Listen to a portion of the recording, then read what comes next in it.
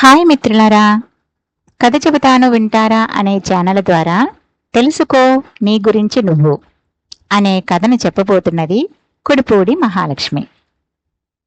దీనిని పునఃకథనం doctor M Harikishan గారు. ఒక ఊరిలో ఒక అబ్బాయి ఉండేవాడు.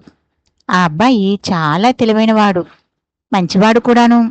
కానీ ఎప్పుడూ ఇతరులలో తప్పులు వెతికేవాడు. వాటిని అందరికీ చెప్పి ఎగతాళి చేసేవాడు, బాధ పెట్టేవాడు. ఇదంతా ఆ తరగతి ఉపాధ్యాయుడు చూశాడు. ఒకరోజు ఆ పిల్లవాని అంగీ వెనుక వానికి కనబడకుండా ఏదో పూశాడు. కాసేపటికి ఆ పిల్లవానికి దాని నుంచి ఏదో చెడు వాసన రాసాగింది. ఈ గదిలో ఎవరో ఏదో తొక్కి వచ్చినట్టున్నారు, అందుకే గదంతా కంపు కొడుతుంది అనుకుంటూ బయటికి పోయాడు. అయినా కంపు తగ్గలేదు. ఇక్కడ కూడా కంపు కొడతా ఉంది అనుకుంటూ పక్క గదిలోకి పోయాడు.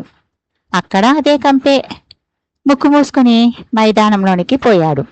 కానీ అక్కడ కూడా వాసన కొంచెం కూడా తగ్గలేదు. దాంతో అటూ ఇటూ తిరగసాగాడు. అంతలో సారు పిలిచి, ఏమీ తరగతి గదిలో ఉండకుండా బడి అంతా అలా తిరుగుతా ఉన్నావు అన్నాడు.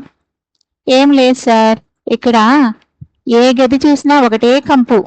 గదే కాదు, పాఠశాల మొత్తం అదే కంపు, భరించలేకపోకుండా ఉన్నాను అన్నాడు. అప్పుడు సారు చిరునవ్వు నవ్వి, ఆ కంపు బయట నుంచి రావడం లేదు, నీ అంగీ వెనుక నుంచి వస్తూ ఉంది. నువ్వు ఎప్పుడూ ఇతరుల్లో తప్పు వెతుకుతూ ఉంటావు, కానీ నీలో ఉండే తప్పులు అస్సలు తెలుసుకోలేవు కదా, అందుకే ఈ విషయం కనుక్కోలేకపోయావు అన్నాడు. ఆ మాటలతో ఆ అబ్బాయికి అంతవరకు తాను చేస్తున్న తప్పు తెలిసి వచ్చింది. కదా, నచ్చిందా మిత్రులారా? నచ్చితే లైక్ చేయండి, షేర్ చేయండి. ధన్యవాదములు.